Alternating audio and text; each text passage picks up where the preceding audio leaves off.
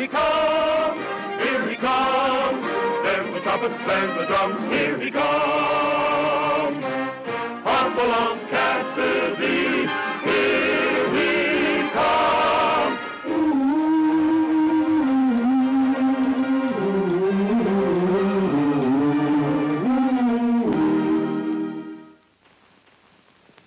When my saddle partner, Red Connors, rode into Twin Rivers one day not long ago, he smiled and spoke his usual cheery greeting to everyone he passed. And yet he found himself taking an unusual interest in the familiar faces around him. Because as Red knew that somewhere among these friendly citizens was the person or persons responsible for a crime that threatened to ruin the economy of an entire community. We'd been on the trail of a clever gang of counterfeiters who were printing Mexican currency and somehow smuggling it across the border for distribution. All we knew was that the gang was working out of Twin Rivers. Who they were remained a puzzling mystery. So hoping to find a lead, we sent to the state capitol for a complete report on every known counterfeiter in the Southwest. Red, curious as usual, had to open the envelope and make sure everything was there.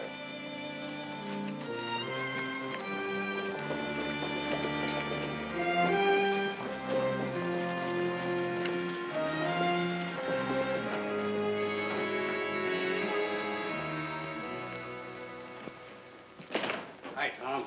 Yeah. Howdy, Red. Too early from a paper? Nope, right on time. Frank's bringing it in now. Good. Hi, Red. Howdy, Frank. There you are, Red. Nothing but good news.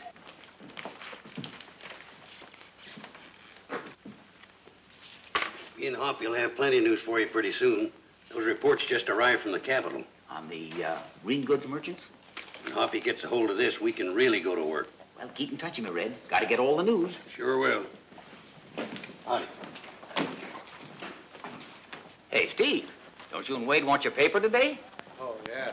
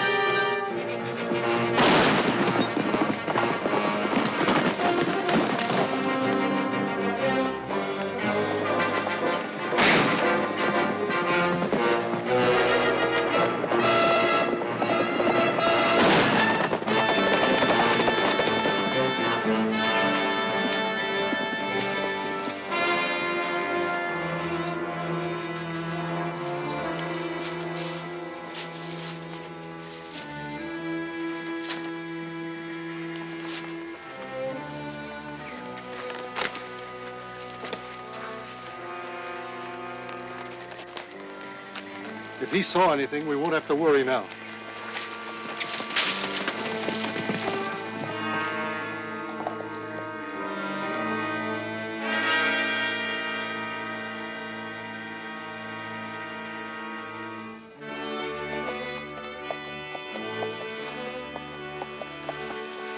When I rode into town, I could sense the feeling of sorrow directed to me.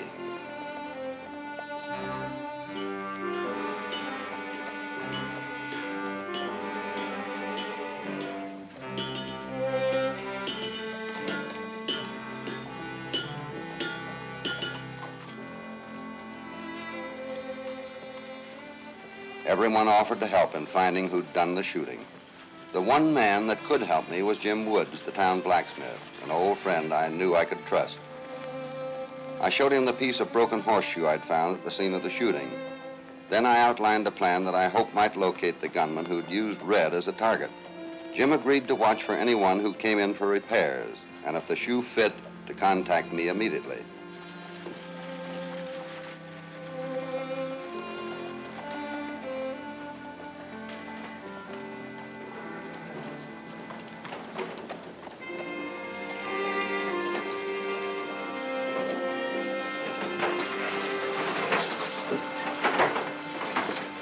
Hi, Frank. Oh, hello, Cassidy. Tom inside? Yeah, he's in the press room. In the back. Yeah.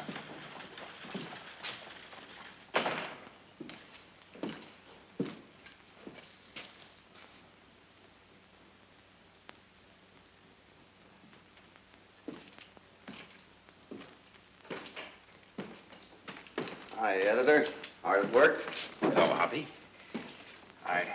I know everything's probably been said, Hoppy. About Red, I mean. That story was just about the hardest thing I ever tried to write. You said some nice things, Tom. I hear you already had the funeral, huh? Oh, yes. I'm sure Red would have wanted it that way. Nice and quiet. Still hard for me to believe it. Twin Rivers just won't seem the same without Red Connors. No, I'm afraid not. Well, I better get back to bar 20. I got a lot of work to do. Sure. Let me know if there's anything I can do. I will, Tom. Thanks. So long. So long.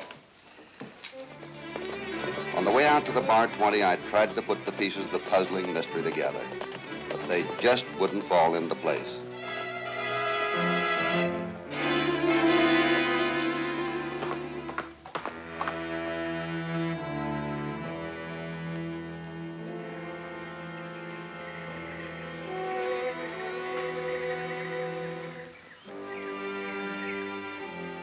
Everyone in town seemed quite sincere in their expressions of sorrow over Red's untimely death. There was only one man I knew who wasn't upset. Matter of fact, he seemed to be getting quite a kick out of it. Hi, Hoppy. Hi, Red. How you feeling? Oh, I'm in pretty good shape for a dead man. Hey, look at this. Twin Rivers today mourns the loss of one of its most beloved citizens, Red Connors. Hey, they spelled my name right. Yeah, but when Tom McLean finds out you're not really dead, they're going to spell your name Mud. You know, I must have been pretty well thought of around town. Look at that. Don't believe everything you read in the papers. Well, Tate, everybody can read his own obituary. Sure gives a fella a strange feeling. I hope your plan's worth it, Hoppy. Well, it's worth it if it works. But we're going to have a lot of explaining to do to those people in Twin Rivers when they find out you're still around. Yeah. Hey, what'd you do with yesterday's paper? I looked all over the house for it. Well, I didn't see it. Didn't you get it? It was in my saddlebags with the reports them two gunmen stole. Well, your saddlebag was empty when I found you on the road. Oh, well, maybe they wanted some reading matter, too. Yeah. Well, say, have you heard any more from that Mexican treasury agent? Raymond Torres? Yeah. He'll be here in the morning. Good. Hey, I can practice up on my Spanish. By the way, I hope he's having better luck on his side of the border than we are. Yeah, it couldn't be any worse than ours. Hey, you know, the more I think of it, the less I like this idea of playing dead. I'll go crazy just sitting around the house. You get any ideas about leaving the house and that newspaper story's liable to come true. Get what I mean?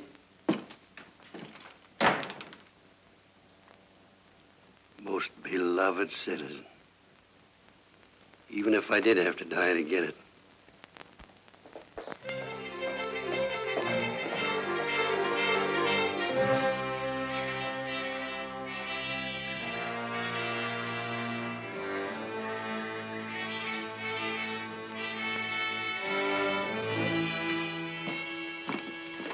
Raymond, come in. Buenos dias, Senor Cassidy.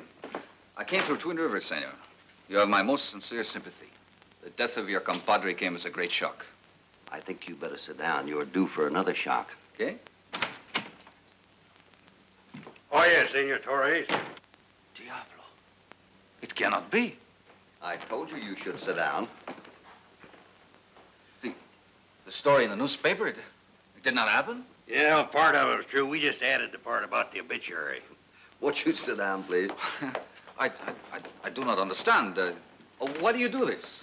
To keep these counterfeiters operating. Yeah, because they think I looked at them reports from the Capitol. And so long as he's dead, they'll keep working out of Twin Rivers. Oh, I see. If the gang knew Red was still alive, they would move on. And all our weeks of work would have to begin all over again. That's right. Bueno, your plan is wise, Senor Cassidy. The continued activity of these men is our only chance of catching them. Have you had any luck?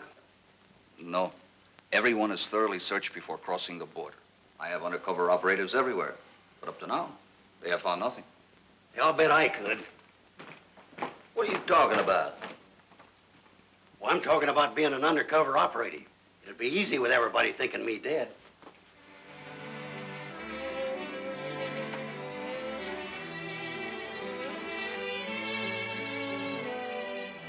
Well, you will be dead if you run around in that outfit. See? Very dead. No, I'd put a little black mustache on, and with my vast knowledge of the Spanish language, I'll bet nobody'd recognize me. Buenos dias, senor. ¿Cómo estés usted? See what I mean? Right now, you couldn't tell me from a native. Right now, I couldn't tell you from an idiot. But think of all the help I could be. I could do an awful lot of investigating. You mean you could do a lot of awful investigating. Now, just forget the whole thing. You're liable to upset our whole plan. See? If anyone should recognize you, everything would be ruined. Oh, I still think it'd work. Wait a minute. It's Jim Wood. You better get in the back room. Jim wouldn't say anything. Well, maybe not, but I don't want to give anybody a chance to talk.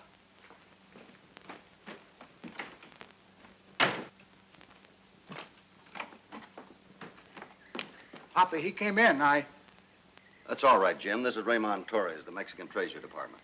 Now, what is it? Two fellas came in. One of them had a pony with a broken shoe, and it fit exactly with the one you gave me. Good work. Did you recognize the man? Nope. Seen him around town's all. I hopped out here as fast as I could. Did you do the work I asked you to? Sure did. Nice as you please. Good. Are the men still in town? Nope. They headed out. Thanks. We'll be out in just a minute. All right, Raymond. Now, those counterfeiters are going to have a couple of shadows. Senor Cassidy, you are full of mysteries today. How do you plan to pick up their tracks from hundreds of others in the street? Thanks to Jim there, it's going to be simple. Huh? Here we go.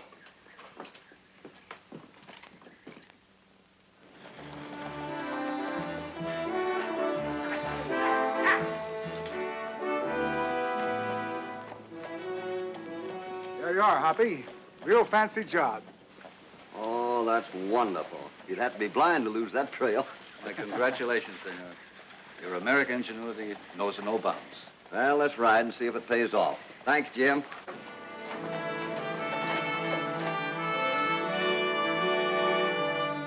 As Raymond and I rode the trail of the distinctive tracks, it became more and more apparent that the two men we were following were headed for the border. But without the clearly defined marks that the blacksmith had cut into the shoe, we never would have known which direction the counterfeiters had taken.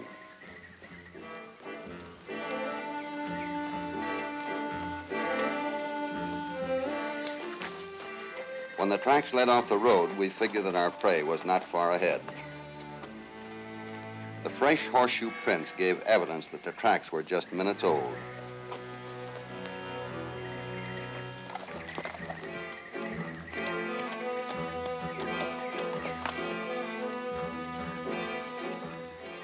We spotted the two men in the valley below. But from what we could see, they weren't carrying anything out of the ordinary. Certainly nothing that suggested counterfeit money.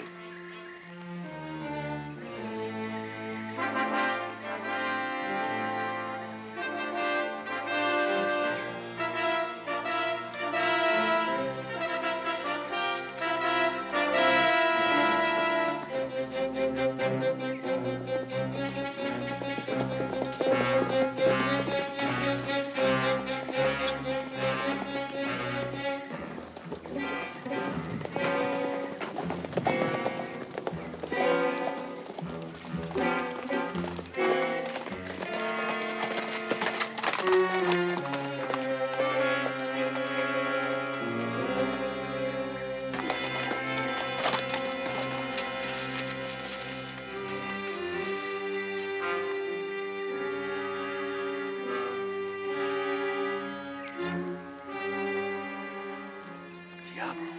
That man is Juan Ortega. You know him? He's been in and out of every jail in Mexico. Look at that.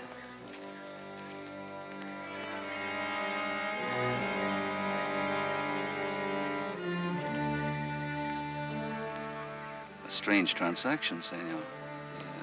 Yeah. They're coming back this way. Let's get out of sight.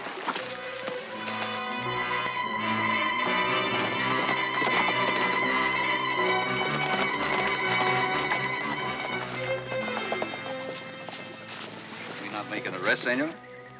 No, they're headed for Twin Rivers. Ortega's the one we want now. He's carrying the answer and the proof we need. But the Border Patrol, he cannot escape their search. He's been doing it. Let's find out how.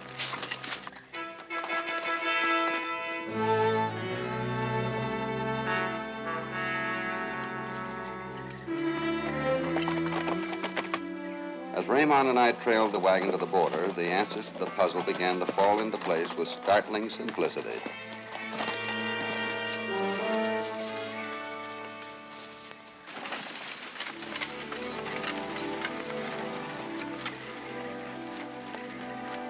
The Border Patrol stopped Ortega all right.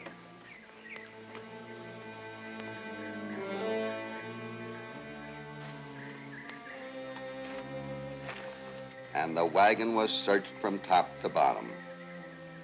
But the simplicity of the counterfeiters' plan paid off again. The Border Patrol looked through everything except the one item that was practically under his nose. And because it was so well hidden, another batch of counterfeit money passed into Mexico, with Juan Ortega's smile no doubt concealing the urge to laugh out loud. But his smile was just about to fade.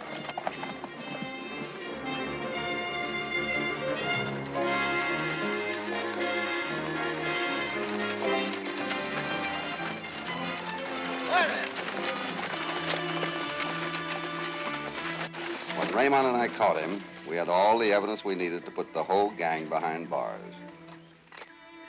Raymond took Ortega into custody and I headed back to Twin Rivers.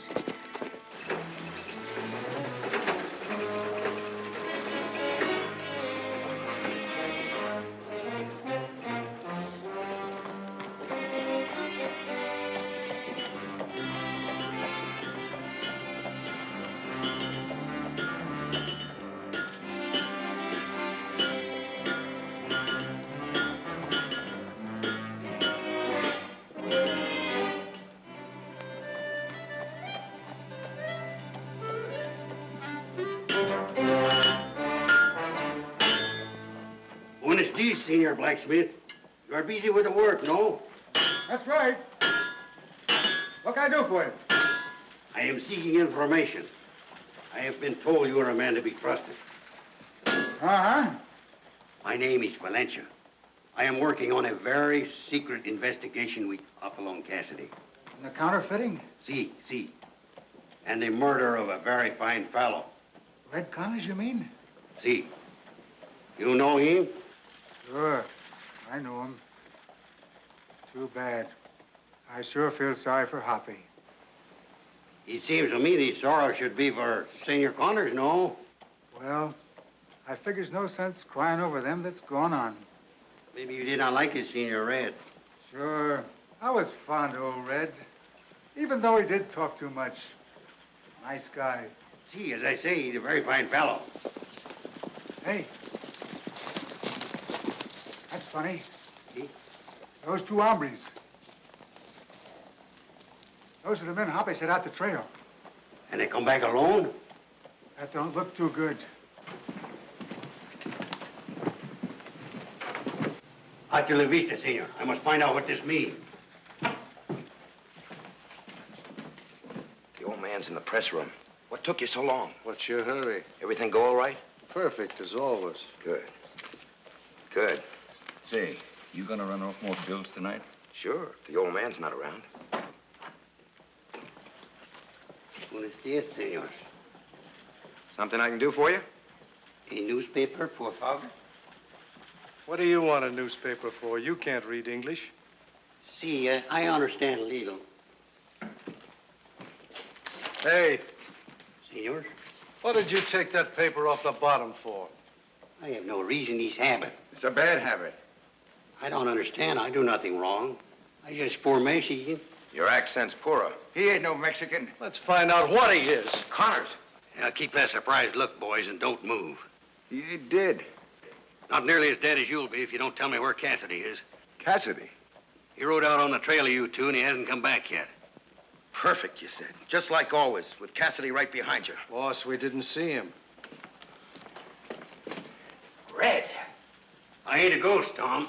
Oh, you. Wade, get outside and watch for Cassidy. In the press room, both of you.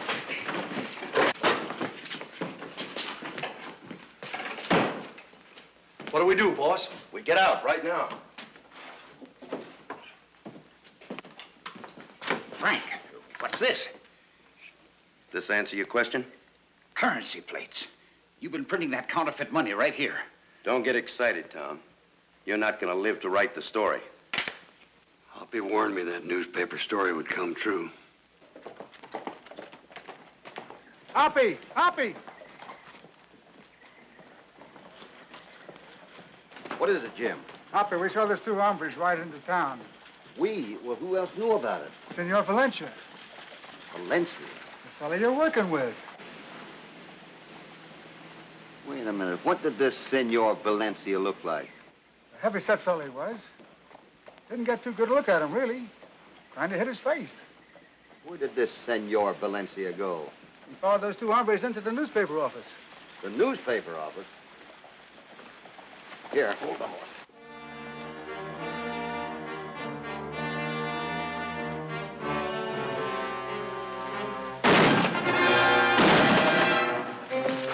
That must be Cassidy. The back way.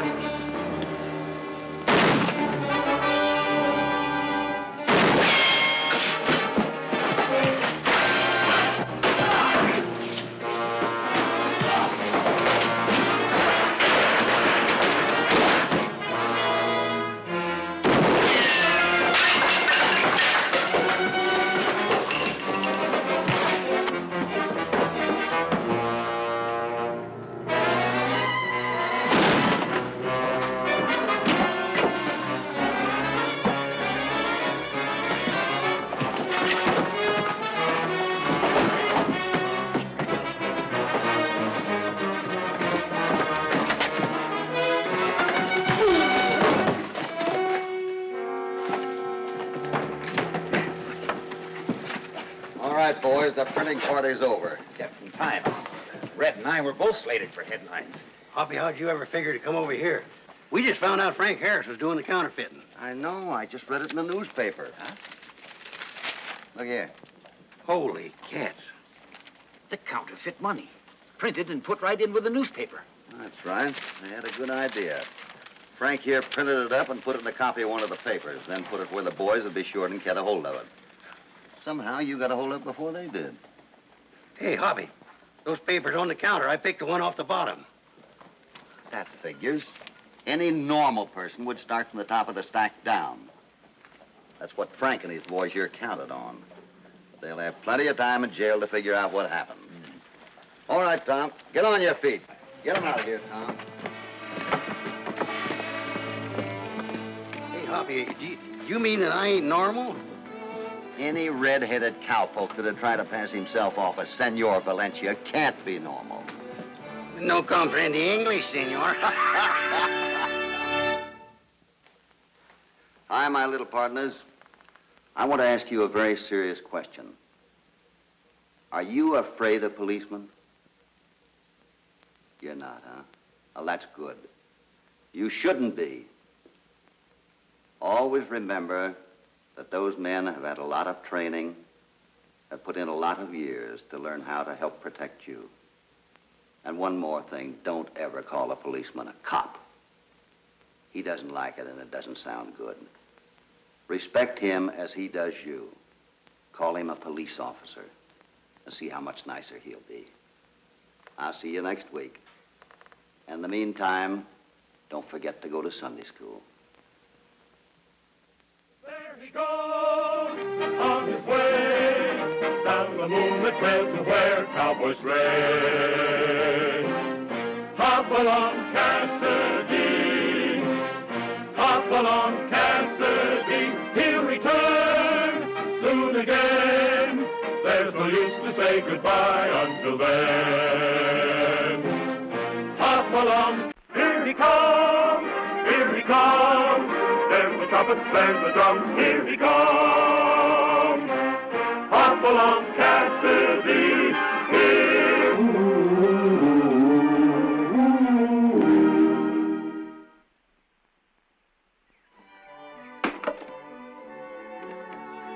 Jose Martinez was one of the hardest working men I ever knew.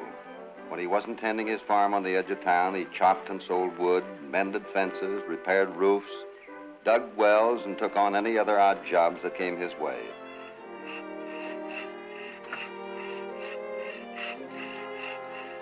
His wife, Maria, helped with the farm, took in washing, and thought Jose was the most wonderful guy in the world.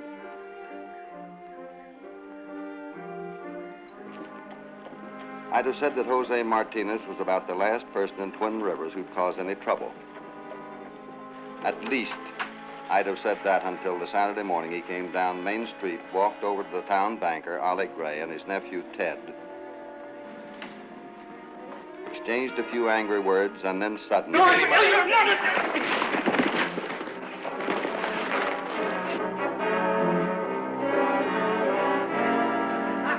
Let me go, Senor Hoppy. I will kill him. Shut up. Now, who started this? I just reminded him that a payment was due on his bank loan, and he accused me of cheating. When Ted tried to reason with him, he flew at him like a maniac. But already I paid the mortgage. That's ridiculous. But I give you $500. Now, that proves he's lying. Where'd he ever get that much money, unless he stole it? Do not believe him, Senor Hoppy. Maria and me, we have worked hard. We have not spent anything. We save money, so someday we own our farm. Have you got the receipt for the money you gave him? What is that? That's a piece of paper that shows that you paid the money.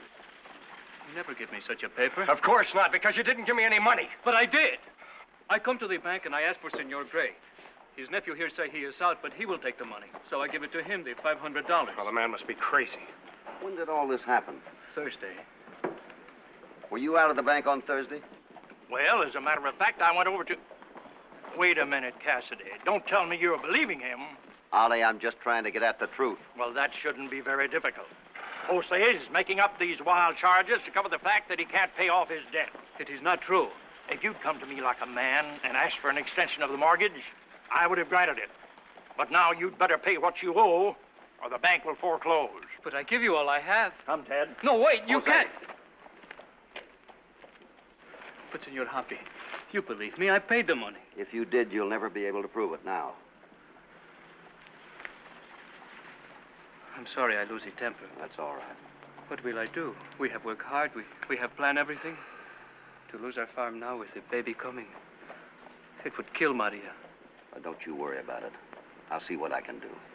Gracias, Senor Hoppy. You are my friend. You run on home.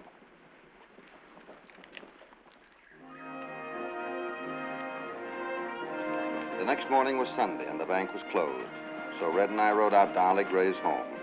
Ollie was an honest, fair-minded man, and now that he'd had time to cool off, I felt sure he'd listen to reason.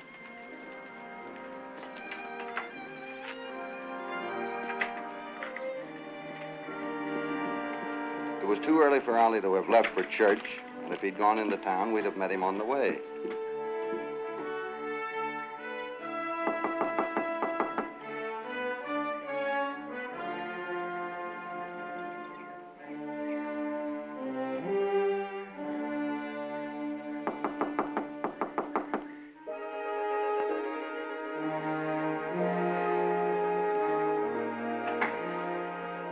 Ollie?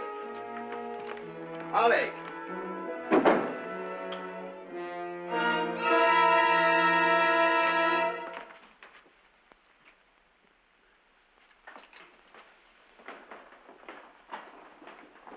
Hoppy, who could have done this? He was a nice old man. Yeah, I know. Hey, that knife. That's strangely familiar. I don't see anything unusual about it. Yeah, but maybe not. Jose Martinez. He had a knife like that, I remember. I hope he's still got it. You don't think he'd do the thing? Now, don't go jump at the conclusions, Red. I was more upset than I wanted to admit. The knife was bad enough, but there was something else.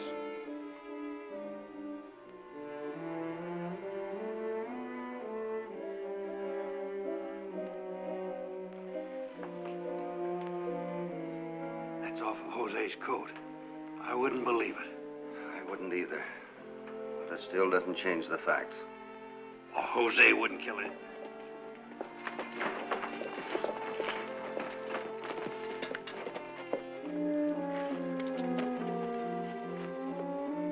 Not a word about any of this.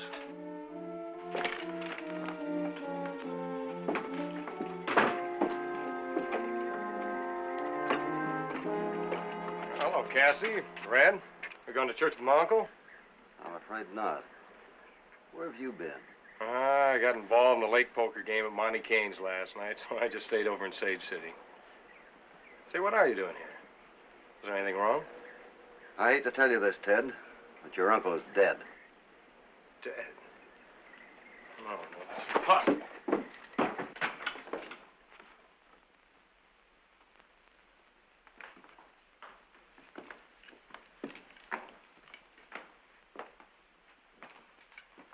Well, who would do such a thing? That's what we'd like to know. Did Ollie keep any money here in the house? Yeah, some.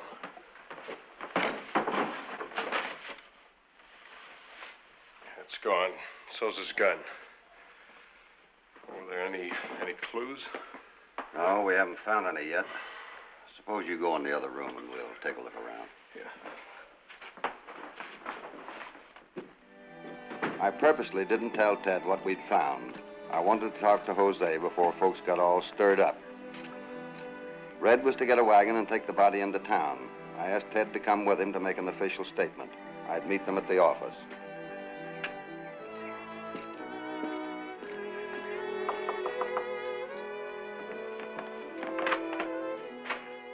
Hello, Maria. Senor. Is Jose around? I am most worried, senor. He is gone all night. Won't you sit down, please? Thank you. What time did he leave? After supper, he go to talk with Senor Gray. Gray? When he not come home, I think maybe he stop at Cantina. But that is not like Jose. No, it isn't. Something has happened to my Jose. Is he hurt, maybe? No, Maria, Jose is all right. But Senor Gray has been murdered. Madre de Dios. Maria, when Jose left yesterday evening, what coat was he wearing? Coat? Why, his leather coat. The one with the silver conchos. Whoever killed Mr. Gray fought with him. I found this in his hand. No, that is not true. Jose would. He would not. Oh, Senor Hoppy. Try not to worry about it too much. I'll do what I can for you. On the way back to town, I kept agreeing with Maria. Jose couldn't be a killer, but the evidence was against him. And if Jose wasn't guilty, where was he? Why had he run away? When I got back to the office, I issued a warrant for Jose's arrest. Then I rounded up a posse to go after him.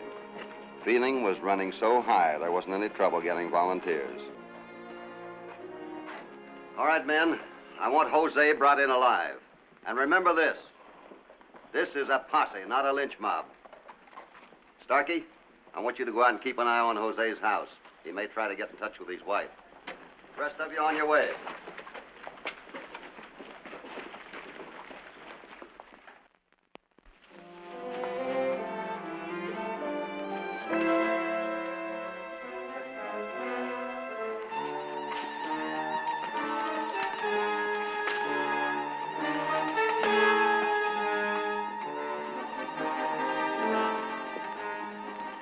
We must have covered every inch of ground within a radius of 10 miles. Not a sign of our man. No tracks, no prints, no clues of any kind. Jose Martinez hadn't left a trail. He'd vanished into thin air.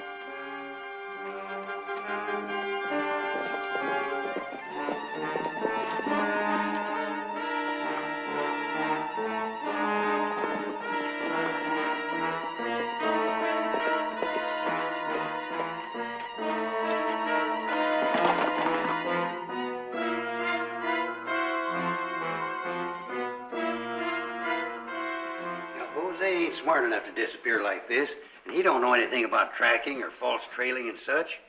It just don't make sense. There are a lot of things about this that don't make sense. How do you mean? Well, for instance, I can't figure Jose as a killer. He just isn't that kind of a man. Yeah, he's always seems so, well, so gentle-like. Yeah. Hey, maybe he's been hurt. Well, if he had, we'd have found him. Well, I'm stumped. What do we do next? We better start asking ourselves who else could have killed Ollie. Well, I've been asking. I ain't getting any answers. Maybe we can get some of the answers in Sage City. I'm going to have a talk with Monty Keene. Monty was a professional gambler, smooth as a snake and just as crooked. He verified that on the night of the murder, he and Ted and a couple of his cronies had played poker in the back room of the Silver Dollar. He said the game started around 6 in the evening and hadn't broken up until next morning.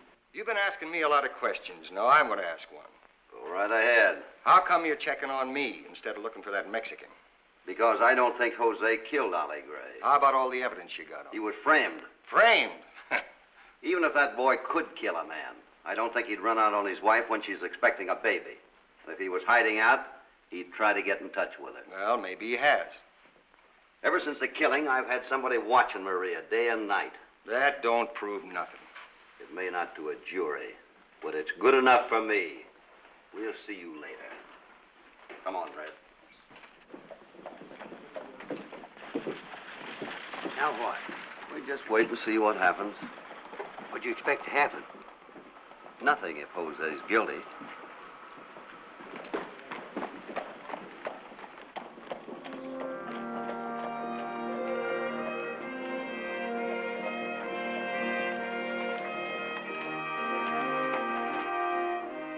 We rode back to Twin Rivers and stopped at Jose's cabin.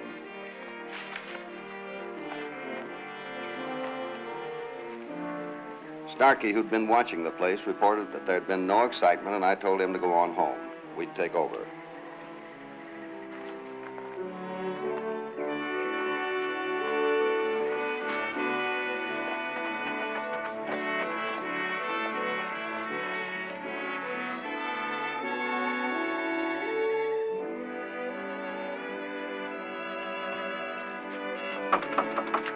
Who is it? Cassidy, I want to talk to you.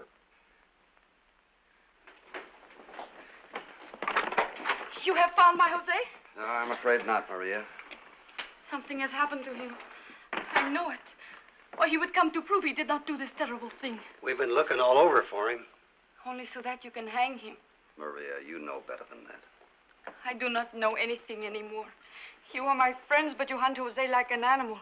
Senor Ted, who has not been my friend, he gave me money. Ted gave you money? Si, senor. He say he do not blame me for what Jose has done. He is worried about the baby and he wants to help. Well, I'll be a horned toad. How much did he give you? $25. Well, that was very nice of him. But, Maria, we're your friends, too. We want to prove that Jose's innocent. You can help us. But how? I want you to stay right here in this house for the rest of the day. Don't go outside no matter what happens. I do not see how that will help. I think you're going to have a caller before long. Now, please do as I say.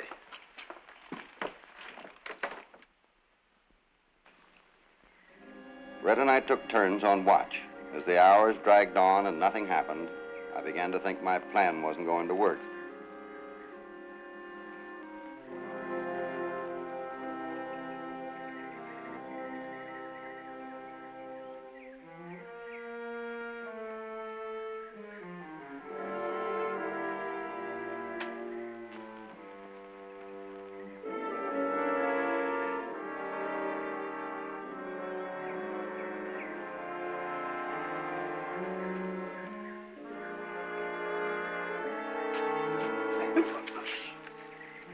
Somebody in that brush.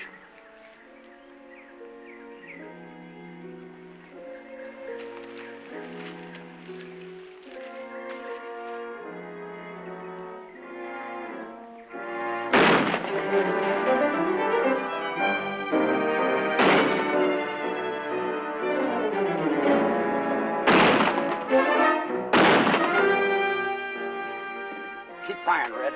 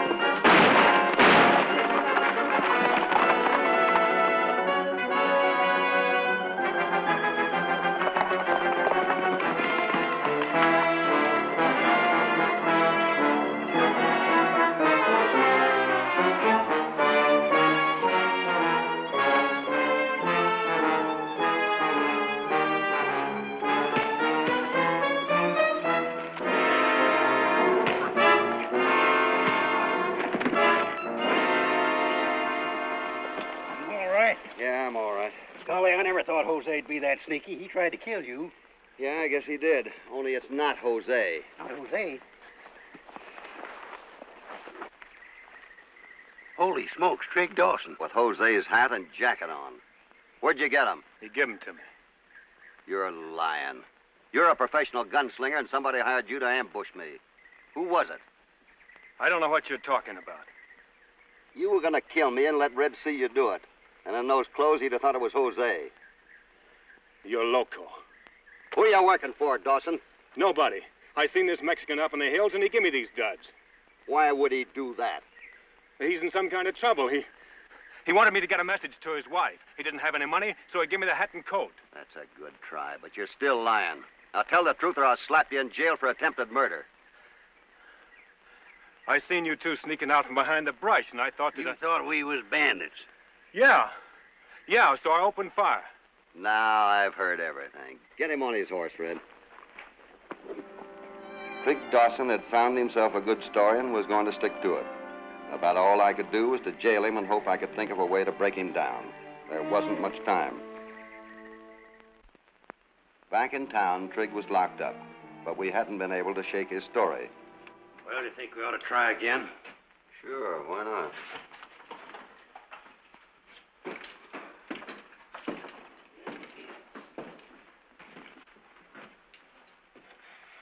Now what do you want? The same as before, the truth. I told you what happened. Take it or leave it. You can get up to 20 years for attempted murder. You gotta prove it first, and I'm taking my chances you can't.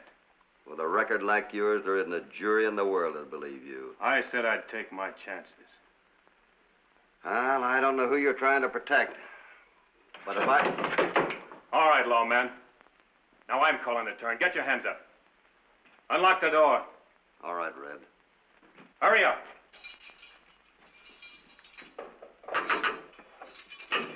Now get in there. Come on, move.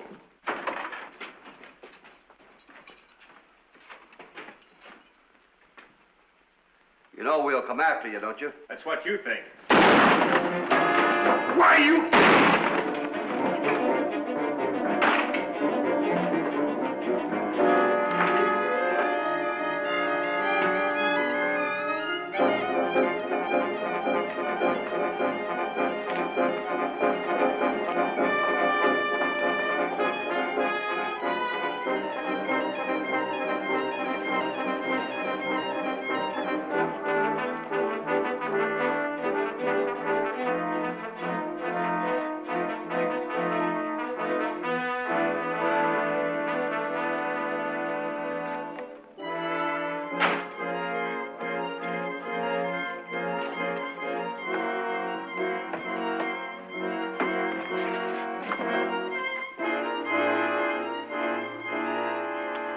Anybody been here? Water. Give me water. Answer my question. No, no one. Who are you? Why you keep me like this? Maria will worry and be afraid. Shut up, I told you. Please, Senor.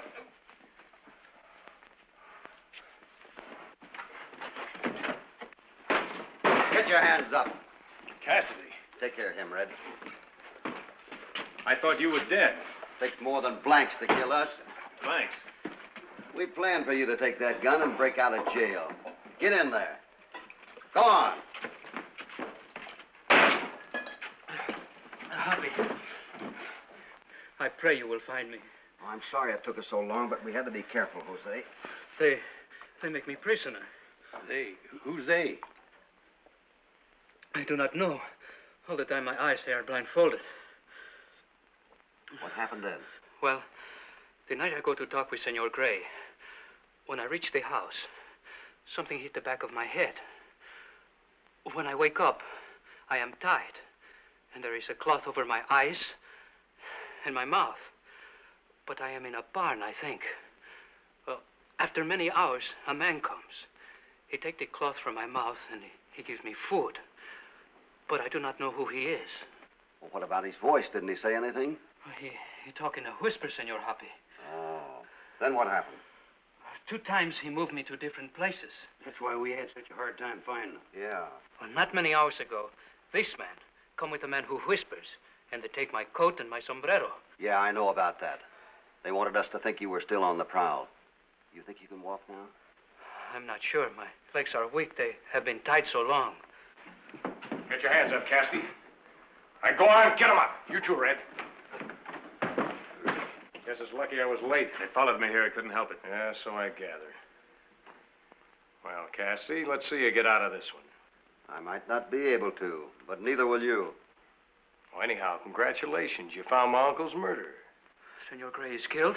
Yeah, he was killed by his own nephew, who needed some money to pay off his gambling debts.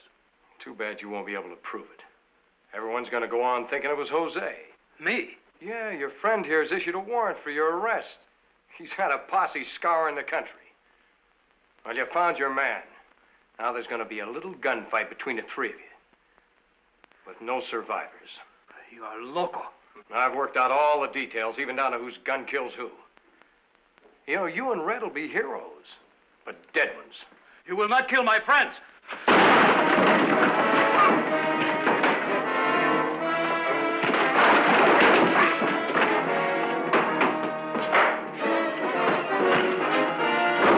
All right, on your feet. Red! Get over there. Well, I guess we took care of them two. Yeah, we sure did. Take care of Jose. You all right, Jose? I'm all right, I think. Outside.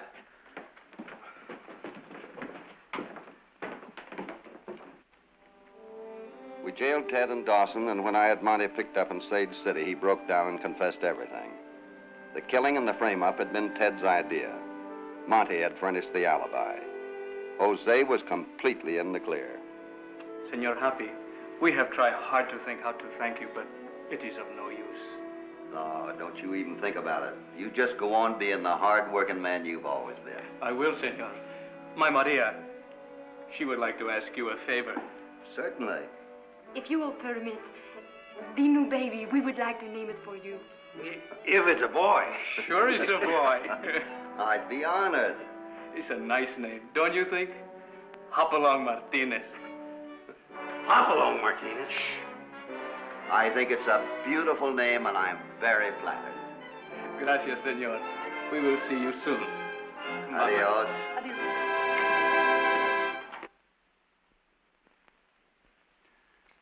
Hi, my little partners. There's a group of men in America that walk the streets and stand on the corners dressed in pretty good-looking uniforms. Those men look pretty smart. And I want to assure you that they are smart, or they wouldn't be there. I'm speaking of policemen. The policeman is a father, the same as some of you grown-ups are. He has children, the same as you have. And his job is to help you protect your children and to help protect the children themselves. So keep one thing in mind, won't you please? Don't call him a cop. He's a respected man, and we should call him by a respected name, a police officer. Always remember that and see how much nicer he'll be. I'll see you next week. There he goes on his way down the moonlit trail to where cowboys stray. Hopalong Cassidy, Hopalong Cassidy, he'll return soon again. There's no use to say goodbye until then. Hopalong Cassidy, here he comes, here he comes. There's the trumpets, there's the drums, here he comes. Hopalong Cassidy, here.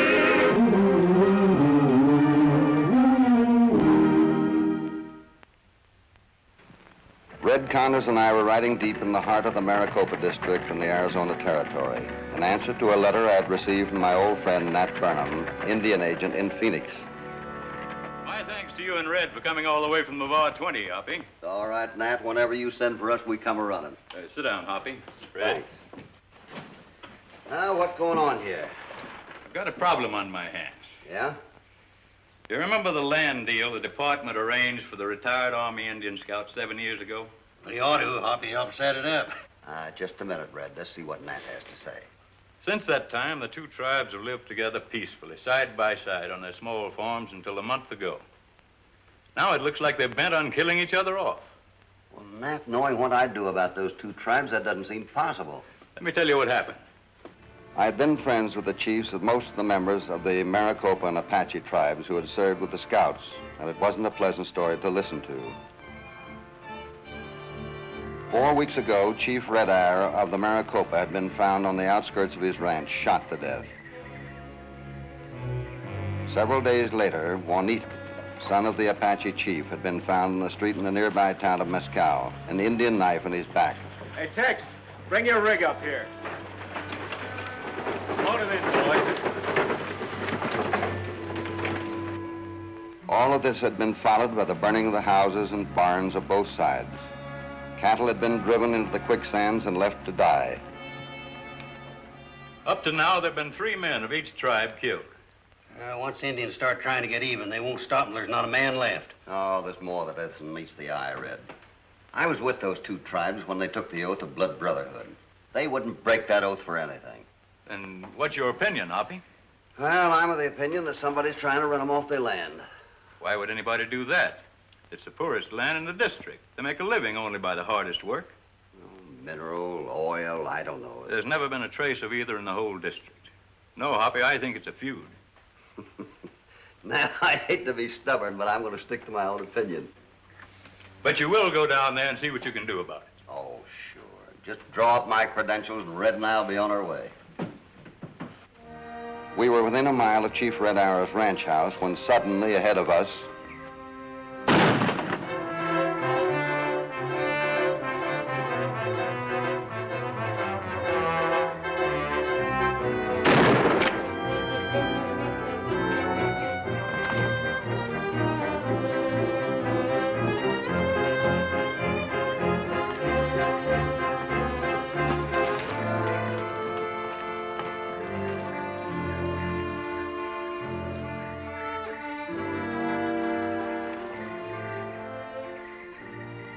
it's only a skull crease. We'll get him home and take care of him. Where do you live, son? Oh, about a mile up the road, Mr. Cassidy. Well, he knows you, Hoppy. I should. He's the best friend my father ever had. Well, you must be Tommy Red Arrow. That's right. Come on, give me a hand, Red. We'll get him home. That sting a little? No. There we are. Now you'll be as good as new. Thanks, Hoppy. It's foolish of me to ride into town alone. I might have known I would be next. You know, I can't get over it, Hoppy. Tommy talks even better English than me. Well, he should. He was an honor graduate from one of the finest Indian schools in America. There have never been any witnesses before. Did you get a good look at whoever it was who ambushed me? All we know is there was a couple of Indians. Is that true? Yeah, I'm afraid so, Tommy. I've been learning the ways of the civilized white man, and I like them. But if the Apaches have broken the oath of blood brotherhood, I'll... Now, wait a minute, Tommy. Don't do anything in a hurry. I know Chief White Cloud, too. I'm going over to have a talk with him. All right. I'll wait until I hear from you. Good. Red, you better stay here with him in case they try to finish off what they started. Oh, that won't be necessary, Hoppy. Now that I know I'm marked, I shall be on the alert. All right, suit yourself. And that thing is not sticking very good. There you are. There you go. Okay, come on, Red. Keep your eyes open, Tommy.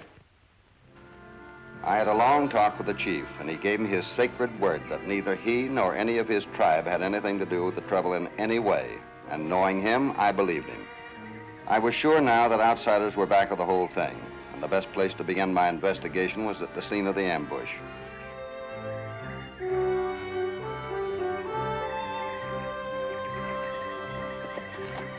Here I found what I felt was definite evidence that white men had been involved in the ambushing of Tommy. The Apaches in this district all wore moccasins, and there were fresh prints of high-heeled western boots in the sand. And I was sure the Apaches didn't smoke turkey cigarettes.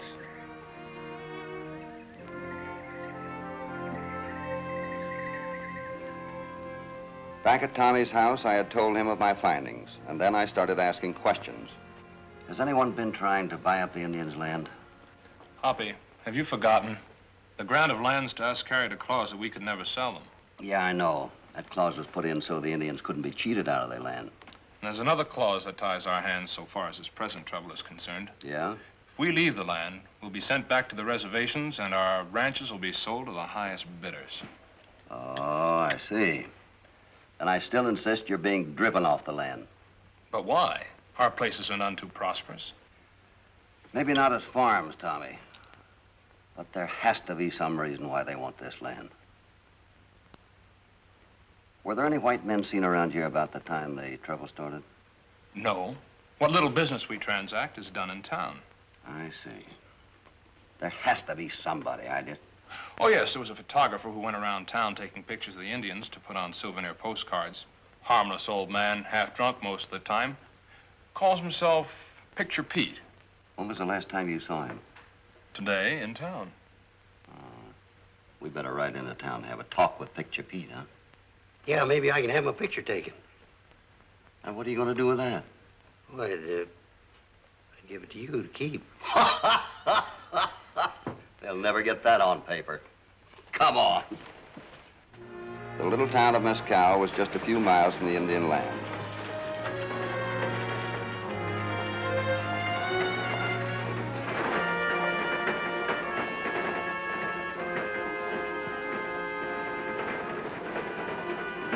All right, that's fine now. That's fine. Whoa, don't keep moving around. That might be for me. All right, there we go. Hold it. There you are. That'll be 25 cents. I'll have the pictures for you on Saturday. Thank you, my friend.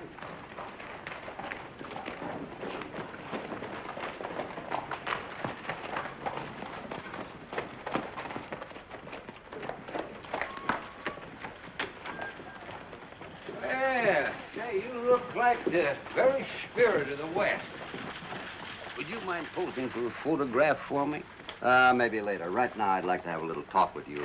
Hey, Hoppy, you darn good pictures of Indians, and you should see the pictures of the country. It looks just as natural. A very discriminating man, your friend. Yeah. I pride myself on my ability with a camera.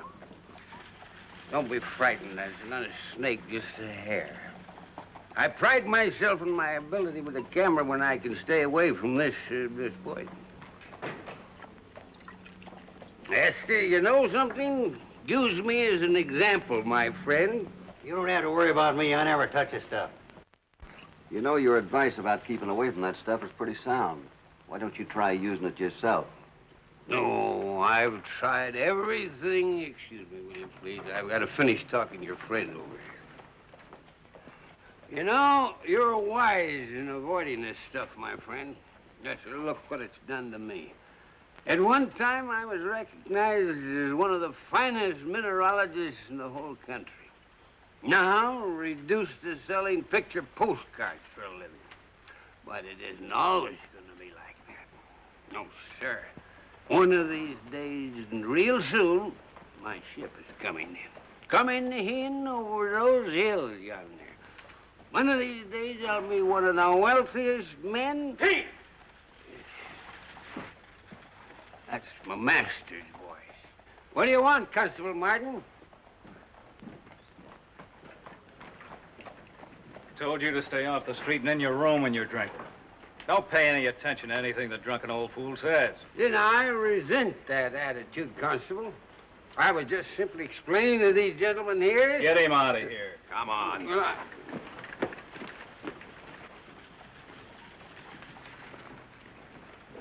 Hey, now listen, all I was trying to do was... Go on.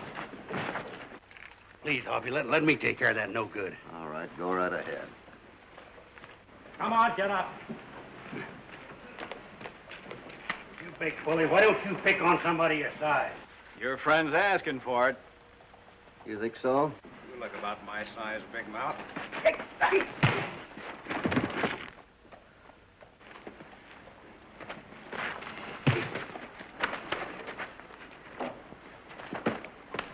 Hey, you can't do that. Wait a minute. Let him alone. Your man started it. Now you're asking for it. How you doing, Red? Oh, fine. Somebody never learned this sidewinder not to lead with his right. This one leads with his chin.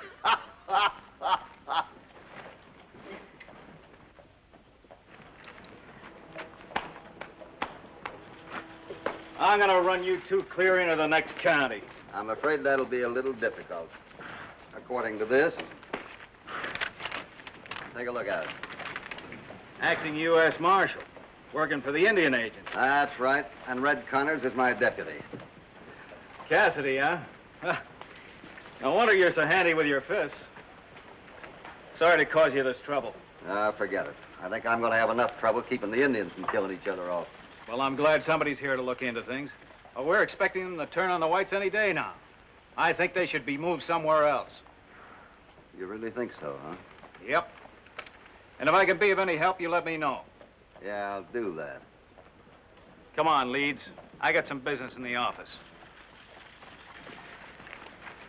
Hey, Hoppy, I just got old Pete headed back for his room to sleep it off. Ah, that's good, Red. You know, I feel kind of sorry for a guy like that. Yeah. We're going to stick around here until he sobers up, then I'm going to have a little talk with him about mineralogy. Yeah, sure, that's... Hey, Hoppy, there's a restaurant. You're not hungry again. Yeah, it always makes me hungry to fight. Did you call that a fight? Well, sure.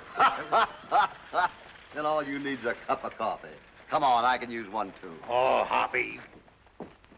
Well, I guess that ought to hold me till supper time. Well, it should after that second steak you had for dessert. It was the hotel clerk, and he was telling his listeners that he had just found Picture Pete dead in his room.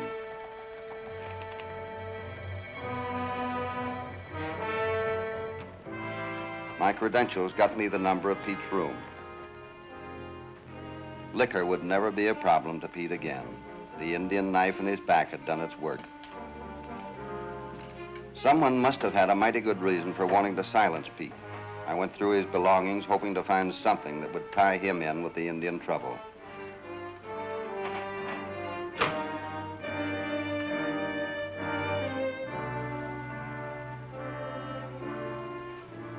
In his battered suitcase, I found samples of ore and a picture he had taken showing a range of hills. But what interested me most were the lines that had been drawn in the picture, making it a map of sorts. Now I was getting somewhere. The hotel hallway led to a back door that opened on an alley.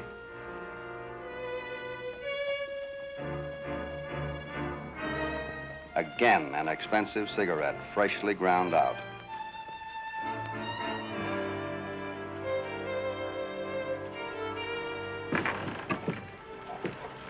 Well, he was killed with an Indian's knife. I knew it wouldn't be long before the Indians start killing the whites. You're getting a little ahead of yourself, aren't you, mister? I said he was killed with an Indian's knife. Marshal Cassidy, this is Mr. Rush. Mescal's leading businessman. How do you do? Marshal, something must be done about this whole business, or I shall demand that the government in Washington step in. Mr. Rush, in this particular case, I happen to represent the government. I'll decide what's to be done around here. Come on, Red. We're going out to see Tommy Red Arrow. Tommy, do you recognize that cliff where these lands converge here? Yes, Hoppy, that's what we call Lone Eagle Hill. Where is it? Well, here, take a look.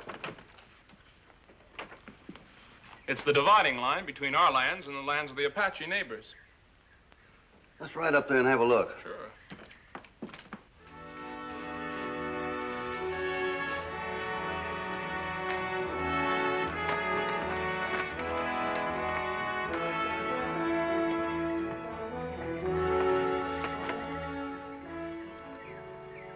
Well, Tommy, there's the reason somebody wanted you off of this land. What do you mean, Hoppy? That is the biggest outcropping of copper ore I've ever seen. Probably worth a fortune. I've never seen this before. Last winter's rains must have washed away the surface dirt, exposing the veins. Yeah, it might have. Well, it's pretty easy to figure out now. Well, it ain't for me. Red, Picture Pete said he was a mineralogist, didn't he? He was probably up in here looking for scenery to photograph and ran into this rich vein. Realized the value of it. Now I get it. You go to town and get drunk and blabbermouth to somebody. That's exactly right. And I'll bet that somebody is a man that smokes Turkish cigarettes. Let's get back to town. Come on.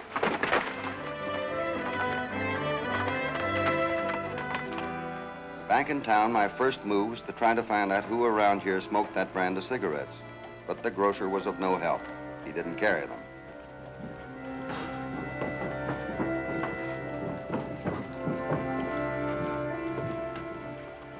In the saloon, I had met with success.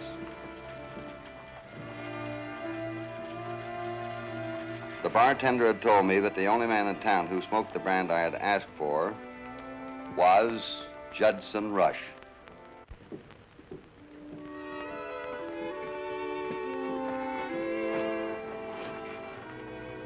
Well, you can relax now, Mr. Rush. I've talked to both Tommy Red Arrow and Chief White Cloud. They promise there'll be no more Indian trouble. Oh, cigarette, Marshal? No, thanks. How well do you know the Indians around here, Marshal? Not too well. I thought not. If you did, you wouldn't trust them as far as you could throw a bull by the tail. Well, that may be true. But if they start any more trouble, I'll run them right off the land. See you later. Come on, Red. I had planted an idea in Rush's mind. My next move was to wait and see how he acted on it. From now on, I intended to watch every move Rush made. I had a hunch that sooner or later he would prove himself guilty.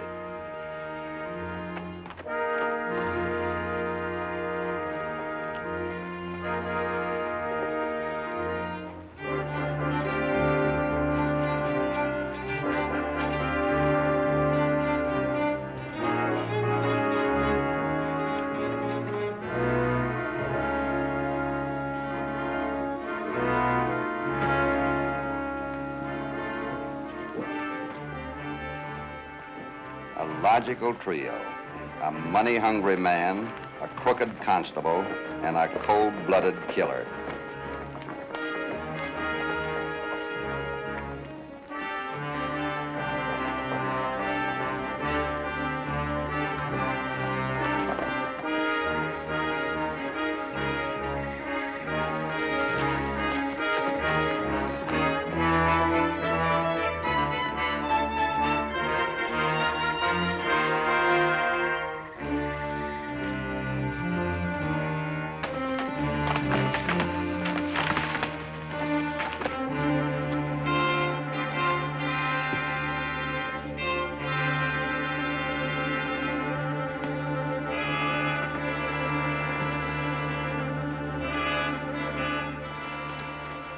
They had led us to the shack just a short distance from Tommy's ranch.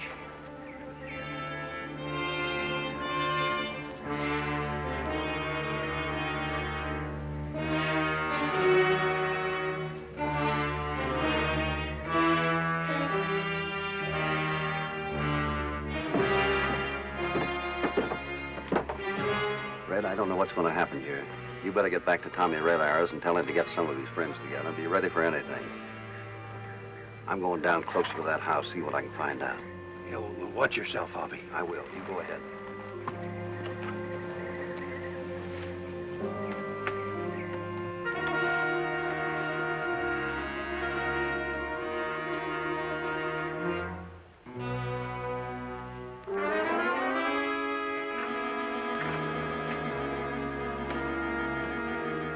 Costumes cleared the Indians. It wouldn't be long now before the move would come that would prove all three of them guilty.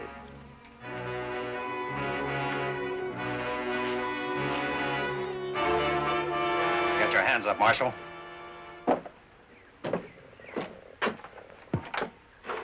All right, inside.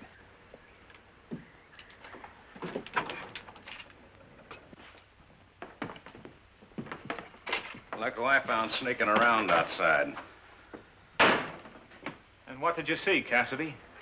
Enough to prove that the Indians have been framed, and by three of the lowest white men I've ever seen in my life. That's too bad. For you. I'll finish him off and then go after that big-mouth partner of his. Now, don't be in such a hurry, Leeds. You know, this situation was made to order. Martin here will find Cassidy with a knife in his heart. And the Indians will be chased back to the reservation so fast their feet will smoke. Perfect plan, isn't it, Cassidy? All but the last part. It won't work. Why not? You don't think I'm stupid enough to walk into a spot like this without an ace in the hole, do you? He's bluffing, Rush. Let me be the judge of that. What is this ace in the hole? Probably the same thing you'd have done if you were in my spot. Well, come on, let's have it. My deputy knows everything about you three that I do. He's at Tommy Red Arrows right now. If I'm not there in 15 minutes, he'll go into town, tell the whole story, and organize a posse. I still think he's bluffing. You want to call my hand? Not unless I hold the stakes. We'll get rid of the Indian and the deputy first. And then, we'll take care of the marshal. Ah, that's a brilliant decision. Let's go.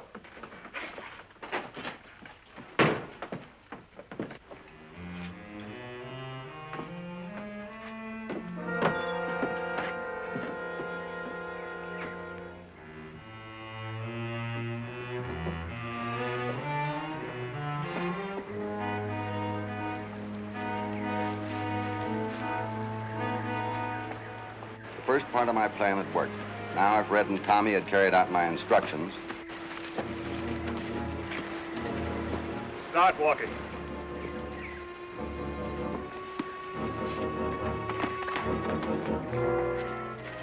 Just ahead was Tommy's ranch house. Hold it, Cassidy. Red's horse was tied at the hitch rack, so I knew he was somewhere around. Cassidy, just to make sure you don't try to yell any warnings, we'll stay here.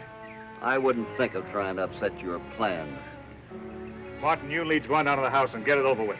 It'll be a pleasure.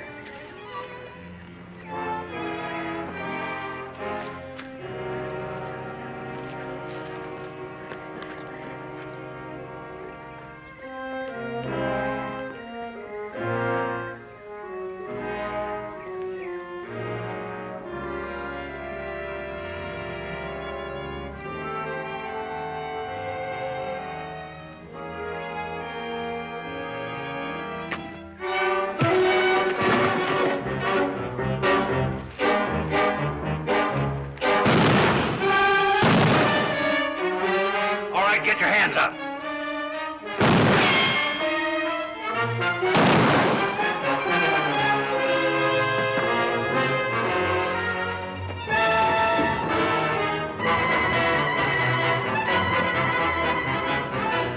All right, on your feet. Now you can start walking.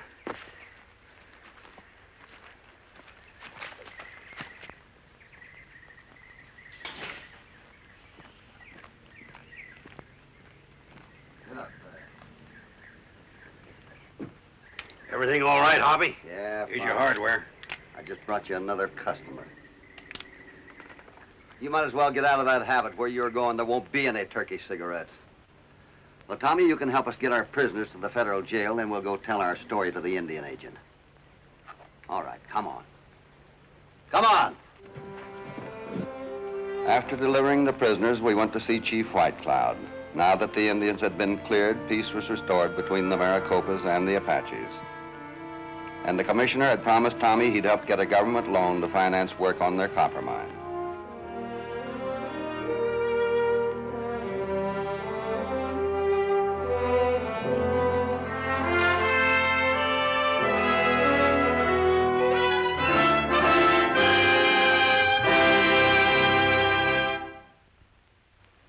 Hi there, my little friends. If you were playing baseball and the baseball was knocked across a railroad track, I'm pretty sure when you got to that railroad track, you'd stop, look, and listen, wouldn't you? Now, please remember that any street in America is just as dangerous as that railroad. So when you get to the curbstone, stop, look, and listen. Will you do that for me? Now, so long until next week. And in the meantime, don't forget to go to Sunday school. There he goes on his way down the moonlit trail to where cowboys stray. Hopalong Cassidy, Hopalong Cassidy, he'll return soon again. There's no use to say goodbye until then. Hopalong Cassidy, here he comes, here he comes. There's the trumpets, there's the drums, here he comes. Hopalong Cassidy, here he comes.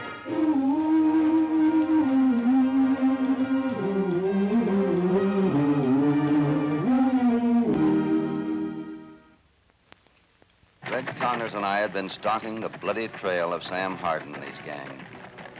They had robbed a train carrying a $50,000 appropriation from the Denver Mint for the relief of Mingo Basin flood victims.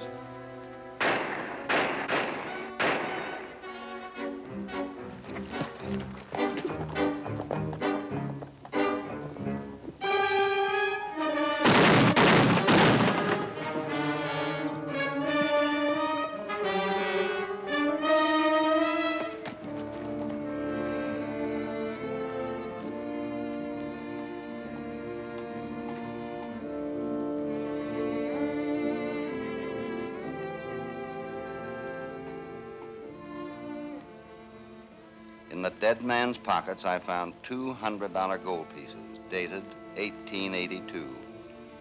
Red had found the newspaper clutched in the hand of the dead storekeeper. It carried the description of stolen treasury shipment consisting of gold coins of the same denomination and mintage date which I had broadcast by telegraph all over the Southwest. It got so as every time we tried to spend one of them blasted coins, that Cassidy would pop up gunning for the rest of them. Well, Sam, grub and a fresh horse aren't going to get you any further. Thanks to Marshal Cassidy, the Border Patrol's been triple. Even I couldn't get you across.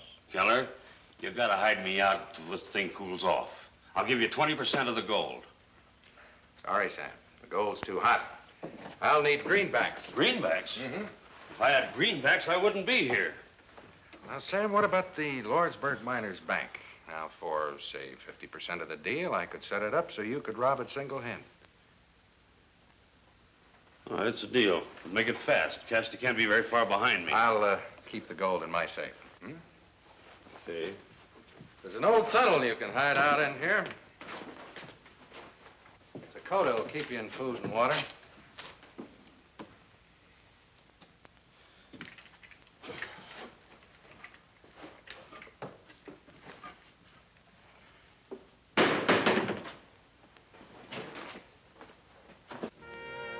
Convinced that Hardin couldn't make it across the border, Red and I had stayed back at the trading post to give the old storekeeper a decent burial.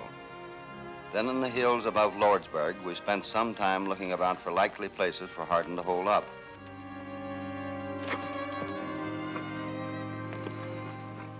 Don't shoot, men.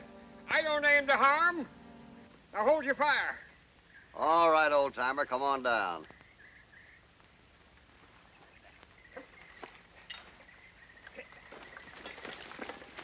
Well, you fellas Any prospect in this country? Well, in a way, yes. Well, mighty lucky that you run into me. Because I know every doggone rock in the diggings. You live around here? Yes, sirree. 40 years come now. They call me Hermit Joe. You know, I can't bide the city. It's just made for dudes and cowpokes like you fellas. But tell you what, if you just turn over your stakes to me, I'll get you the doggonest pile of pay dirt you ever seen. I'm afraid we're looking for a different kind of pay dirt, old-timer. You are? Have you seen a stranger around here lately that answers to this description? Hey, now, listen, if there's a stranger in these hills, I'd have noticed, sonny. I'll bet you. There he is. Well, Sam Harden. Sam Harden. Sam Harden. Seems to me that I heard that name not later than last night. Where? Now, just hold your horses. My remembering ain't as good as it used to be. Let me see. Sam Harden. It must have been down at Lordsburg, because I ain't been down there in a coon's age. And, you know, every time I go down there, the thing changes, and I can't seem to find which way I'm going. Never mind that. Where in Lordsburg did you hear the name Sam Harden? Well, Sam Harden. Oh, I guess it was back in the saloon. Me and the burro were bedding down there in the open. You know, I just can't stand them four walls crushing in on me. Can you? What happened back at the saloon? Well, there was two fellas talking. And this one fella, Sam, he was trying to bribe the other fella to get him out of town. Well, I just couldn't figure out that because I said the fella could go out of town by himself. Well, go on. And the other fella said he could fix it so Sam could get the money out of the Lordsburg Miners. Bank. That's right. In the morning. In the morning? Yeah. Then I went off to sleep and I started thinking, well, them fellas must be in their cups. Because anybody that's sober knows that Lordsburg closes up tighter than a clam on a Sunday. Sunday? Yeah, you know, the day of rest. Where you could shoot a cannon down the street and never hit nobody. Sunday? Hoppy, that's today. Yeah. A nice, quiet day to rob a bank. I'll see you in town.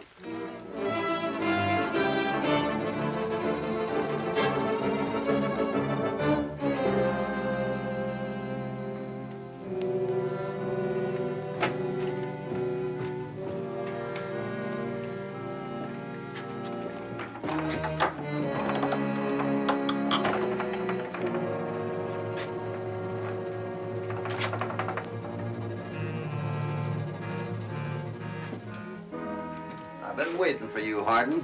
I'm sure the bank officials won't mind my breaking in first. All right, let's go. It's a long ways to Mingo Basin, Sam, so let's go out and get that relief money.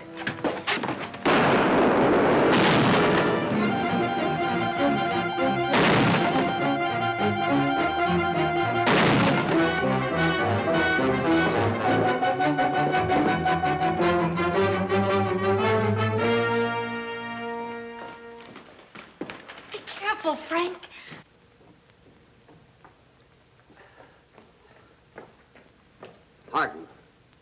Harden, you're all through. Where's that gold? Double-crossing. Who? Who double-crossed you? You killed him, Red. Well, it was either him or you. Well, Frank Bent, how are you? Hoppy, what's wrong? What happened here? Well, somebody shot at us from one of these buildings. Let's go see if we can find them. Come on, Red.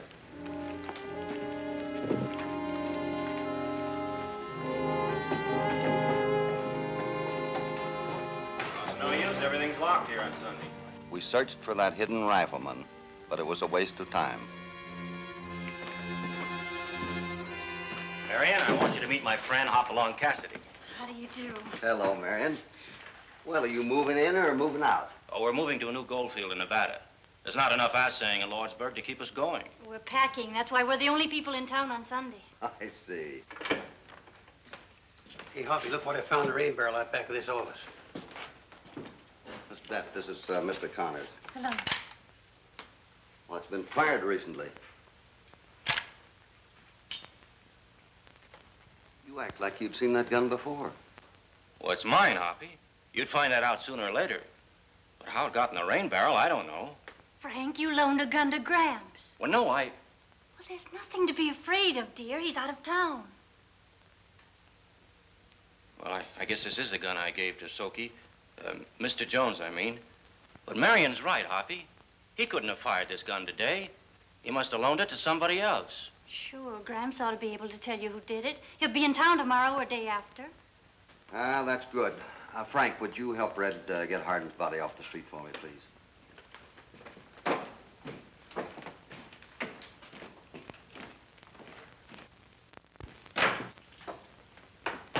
Marion, where is your grandfather? Up in the hills somewhere. He won't even tell me where he goes until his claim's been renewed. Claim? Well, Frank just said he was leaving here because all the gold had been worked out of these hills. It has. All except what was buried in Gramps' mine by a landslide 20 years ago. He just found it again. Oh, well, that should have made you very happy. More ways than one, Hoppy. Now that Gramps is able to support himself, well, I'll be able to quit the bank and move west with Frank to Nevada. Well, you mean the mine is already producing? Sure. Frank assayed a sample yesterday. He said it was almost pure gold.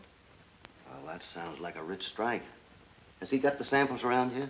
No, Hoppy. I shipped the samples out last night. Oh, Marion, I forgot to pick up the mail. Here's the key. Would you mind? Sounds like an excuse to get rid of me. I know Frank's just dying to find out about some of his old Texas girlfriends. I'll go on with you. All right. Oh, and just to give you plenty of time, I'll go on home from the post office and start dinner. You'll be staying with us, won't you? Maybe some other time, thank you. Red, would you go out and see if that gunman left anything besides the rifle? Yeah, I'll take a look on the roof, too. Good. You're not fooling me, Eddie. You sent Red to spy on Marion. Why? She had nothing to do with this. With what? Double-crossing Sam Hardin for his gold. I know you sent me away with Red so you could question her. Well, Frank, I wanted to find out more about her grandfather and why you didn't want her to talk about him. Well, I promised I wouldn't tell anybody about his claim until it was cleared. Oh, I'm sorry, Frank. But with Hardin dead and no trace of that stolen gold, I have to be suspicious of everybody and everything in this town. Especially anybody that shows up with new gold. Well, all right, Hoppy. You got plenty of reason to be suspicious of me. I had plenty of time to climb down off that roof, ditch the gun, and get over to the bank while you were still examining Hardin. As an assayer, I could have talked Hardin into turning his gold over to me for fencing a conversion. I could have lured him into the ambush by claiming I had inside information on the bank setup from my wife who worked there. I was the only man you found in town after the shooting, and I admit that the gun is mine. It started it all. I could have lied to my wife about loaning it to somebody else. You found me packing, ready to leave right after the shooting. I could have used the proceeds of Hardin's gold to get started someplace else. And you could have covered up by having Hermit Joe furnish a phony tip that would have sent Red and me into that gun trap at the bank, too. And I could have claimed that I caught Hardin trying to rob the bank and shot him, if he got you.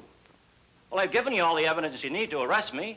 What more do you want? About $50,000 in minted gold. I can arrest you without it, but I can't convict you. Then find it. I'm going to, as soon as I check with the Border Patrol. You still don't believe that I played a lone hand? No, I don't, Frank. But don't try to run. I'll expect you to be here when I get back. Time and circumstance can change some men, but I couldn't believe that they'd turn Frank Bent into a killer. But his eagerness to confess that he alone was guilty convinced me he was trying to protect someone else. I did know that my refusal to buy Frank's story or even search his office had him plenty worried. I had no intentions of riding to the border. The next move was up to him. On the way out of town, we passed Frank's house, and a short way beyond was an old barn. I told Red that as soon as we were out of sight, we'd double back and stake out there, so we could watch his house. Red and I had watched Frank lock up his office and go home. When we saw him put up his horse, it looked like our vigil would be a long one. I had let Red talk me into taking turns standing the night watch from inside the barn door. I should have known better.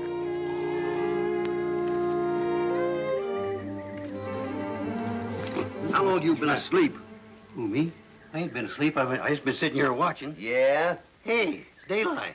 Yeah. And the 7th Cavalry could have gone right through here without you knowing anything about it. Come on.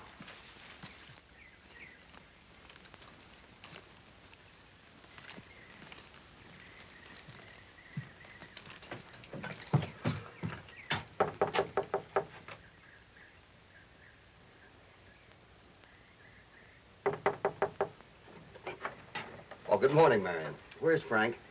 I don't know, and I'm getting worried. He went out during the night to investigate a prowler, and he hasn't come back. It's been hours. Well, I wouldn't worry too much about him. He's probably all right. Thank you.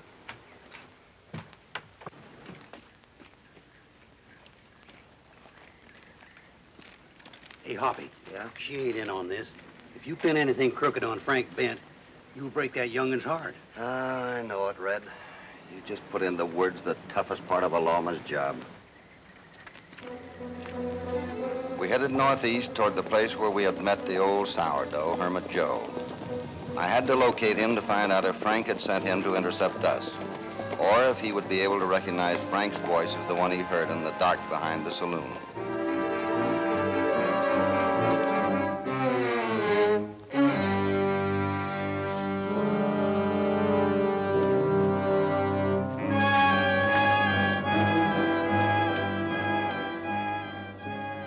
Besides the tracks of Hermit Joe and his burro, there were now recent hoof prints of several other horses.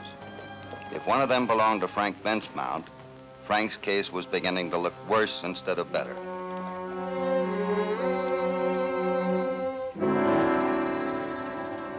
Now hurry into town. Tell Frank to assay the nuggets and ship them out. Use the horse I brought you. But don't hang around town. Tell Frank you're coming right back to the mine.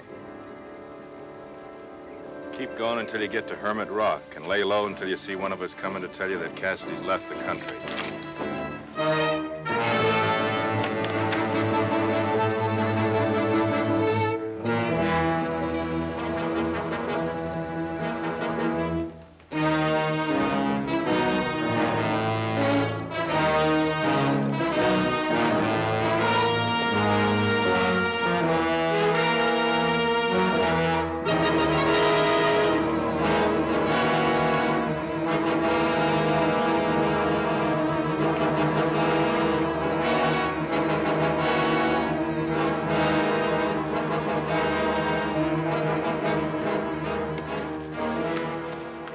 Take that gold.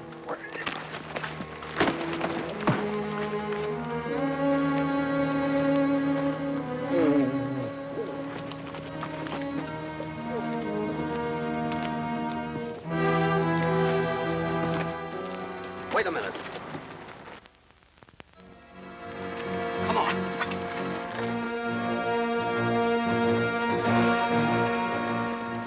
Red, you take care of him.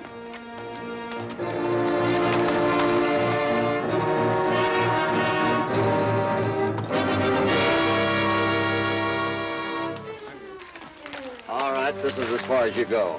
Get that mask off. Frank, have you lost your mind? Give me this bag. Oh.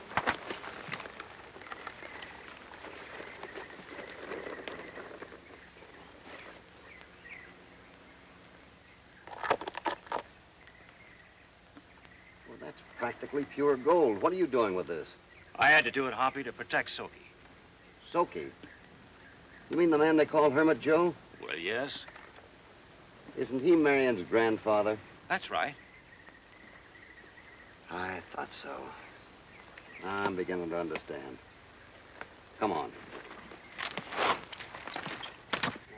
Here you are. Just take it easy. Frank, I think you protected Sophie long enough. All right, old-timer, let's have the truth. Well, all I know is the teller said his friend up north had made a rich strike, and he wanted to send it down here to cash it in so that he wouldn't start a gold rush. And I figured it was a good chance for me to tell Marion that I'd found a rich vein in a mine that I'd never even owned. I just wanted to be proud of me. And I guess after you analyzed those nuggets and found that they were practically pure gold, it was Marion you were thinking about, too, huh? I was worried about what it would do to her if she found out that her grandfather had anything to do with that stolen relief money. Yeah, but I didn't have anything to do with it. That is, I didn't know it was stolen gold. That adds up, Hoppy. Soki's no crook. I know that, Frank. But just a minute. Somebody had to melt those gold coins into nuggets somewhere. Hoppy. Keller must have taken over Tom Braxton's abandoned smelter, Joshua Grove. His man Dakota used to work for Braxton. He'd know how to melt down gold coins and disguise them. Well, that makes sense. Well, all I know is that they were nuggets when Keller and Dakota handed them to me. Marion won't have to know the truth, Hoppy. If you let me take all the blame, you can say you found the evidence on me. But, Frank, with that evidence on you, you'd go to the penitentiary. How's that going to help Marion? And what about Keller? He's not stupid enough to melt all those coins up at once. Where's the rest of the gold? I don't know, Hoppy. But I'll get them for you if it's the last thing I do. I'm sorry, Frank. I can't send you to the penitentiary for something you didn't do. Neither can I, Mr. Marshal. Look, I'm going to clean up my own mess. Now, you just raise your hands. Put that gun away, Soaky. Nothing doing. You don't think I'm going to let Keller make a fool out of Soaky Jones, do you? I'm going to find you the rest of that gold. Now, move over there. All of you. If Keller gets wise, he'll kill you, Soaky. Well, don't you put him wise by trying to follow me. Stand where you are. Let him go, Frank.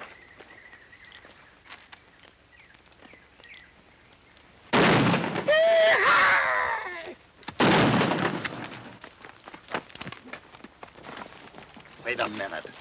Are you going to let him commit suicide? Oh, he'll be all right. I'm going to trail him, see where he goes anyhow. Now, Frank, I want you to go to that smelter in Joshua Grove. If it's been fired lately, turn the place upside down looking for the gold. Red, you go back to town the way we came. Go to Keller's office and go through it with a fine-tooth comb. And if he's there, nab him. Here, take this with you.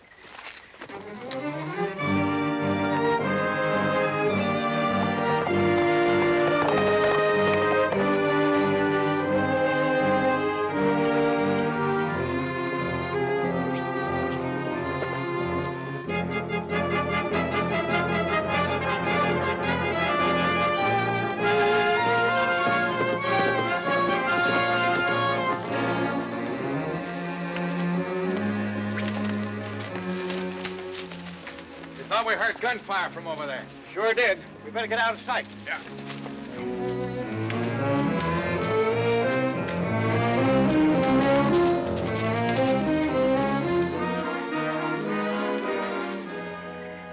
Keller, that friend of yours up north has been pulling the wool over your eyes. Why? How do you know? Well, Cassidy tracked me to the mine, tried to arrest me for selling minted gold. He caught Frank assaying the gold nuggets. I had to give him the slip. How much does he know? Well, I ain't so sure, but if you fellas have got anything to hide, you better think up some mighty quick answers. You think he's still after you? Well, I don't know why not. Tracked me once. Don't know why he couldn't do it again. And you came looking for us? Why, you... Cut it out. A gunshot will tell Cassidy where we are if he is trailing Soaky. Well, then let's go pick up the rest of the gold and clear out of the country. Say, maybe you fellas would like to hide out up there at Hermit Bluff. And I'll get that gold that you're talking about. I'll go and get it for you. You don't know Cassidy. He'd trail us there and starve us off Hermit's Bluff till he got the gold. Well, what else can we do, then? Well, the only thing left to do. Run the risk of a showdown right here and now. Come on.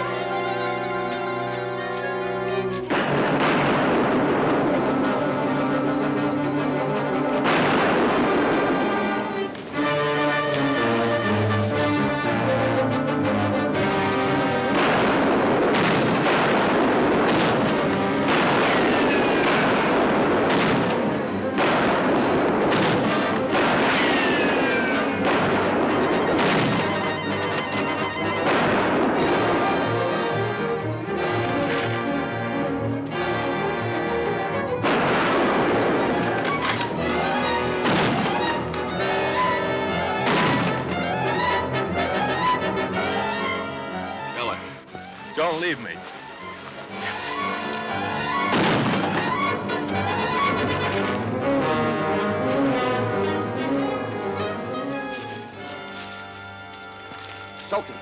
Don't bother about me. Take care of the others.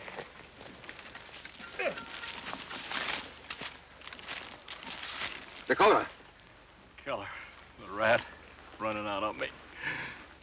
Did I get him? Yeah, you got him right in the back. The same way you planned to shoot Hardin and me. No, Keller did that. Where's the gold? Tunnel. Under Keller's office.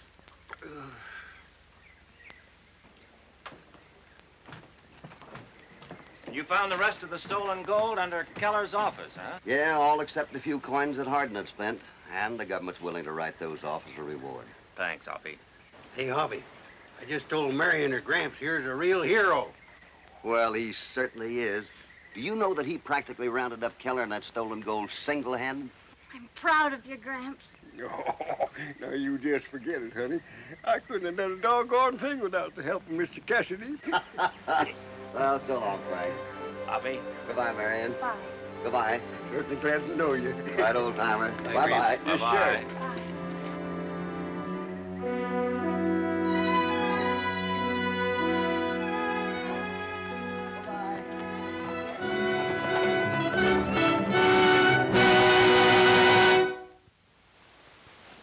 Hi, little partners. Anytime you play a game, play it to win. But remember, somebody always has to lose.